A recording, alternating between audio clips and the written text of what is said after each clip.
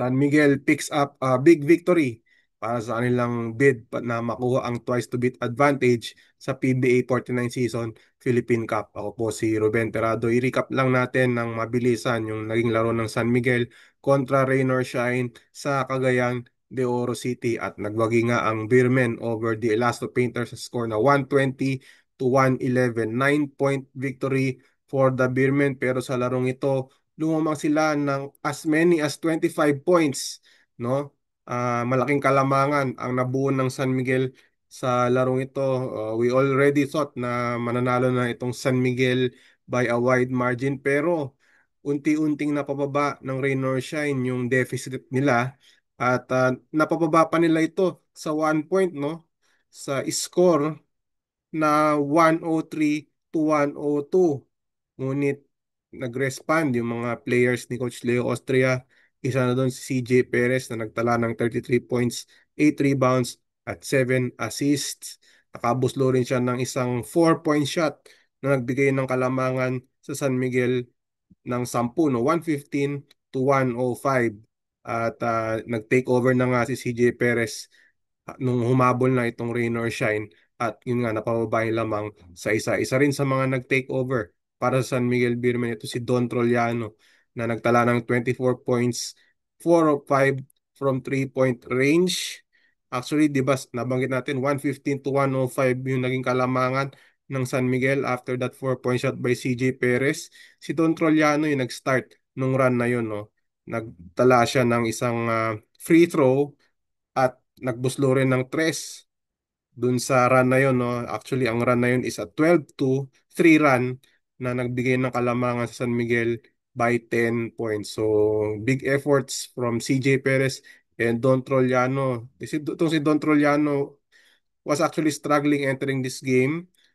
In the previous two games, hindi siya nakabuslo ng 3-point shots. At for this game, nakabawi itong San Miguel na actually they were coming off a long rest, no? Their previous game was May 25 against, I believe, Blackwater, no? And nakaroon sila ng time na talaga makapagpahinga. During that game against Blackwater, may tatlong players na nagkaroon ng sore eyes pero for this game ay full strength sila. Rain or Shine were led or was led by Andre Caraco who had 24 points and 7 assists. Tapos si Adrian Nocum nagtala ng 22 points. So, ang ganda rin nung hinabol nitong Rain or Shine. At very exciting yung naging labanan, no? Isang takeaway din siguro dun sa larong yun sa Cagayan de Oro. Ang daming nag-cheer din para sa Rain or Shine Elasto Painters. Talagang proof na itong young team na to ay talagang nakakabuo na ng fan base. Even sa province, sa Cagayan de Oro, narinig natin yung kanilang mga fans na talagang sumuporta dun sa Rain or Shine. Kaya Ah, good thing na yan para sa Raynor siya no na unti-unti habang lumalakas sila ay nakakabuo rin sila ng fan base. Incidentally, naging emotional din itong larong ito dahil nagkainitan itong sila Don Troliano and Adrian Nocum nung bandang third quarter I believe and even in the fourth quarter si Don Troliano ay parang na-involve sa isang verbal na altercation with uh, Jonard Clarito, no? And even si Clarito and Chris Ross, nagkaroon din ng konting second motion. Natawagan sila ng technical foul.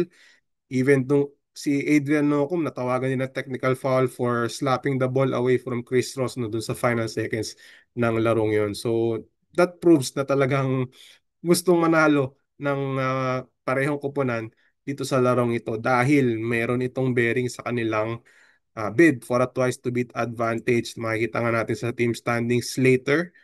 Pero makikita nyo nga itong San Miguel na sa 7-2 record. Nasa second place na sila sa team standings. At with 2 games left, no? 2 games left.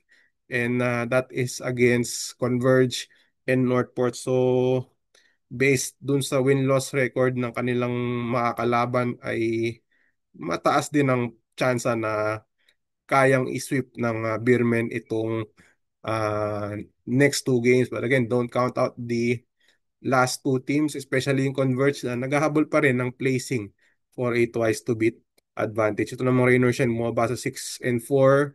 Crucial defeat para sa Elasto Painters dahil makikita natin sa team standings na itong Raynor Shine ay bumaba sa pang-anim, no? Pang-anim, tabla na sila with Converge with a 6-4 win-loss record, going into the final stretch and going into that crucial game on Sunday against or game between Ginebra and TNT this Sunday, no? Maghaharap sila. Yung matatalo sa larong yun will join Reynolds and Converge dun sa fifth place sa team standing. So, mainitan pa rin yung bakbakan, no, for the four twice to beat incentives. NLEX na nga yung unang nakakakuha nung twice to beat.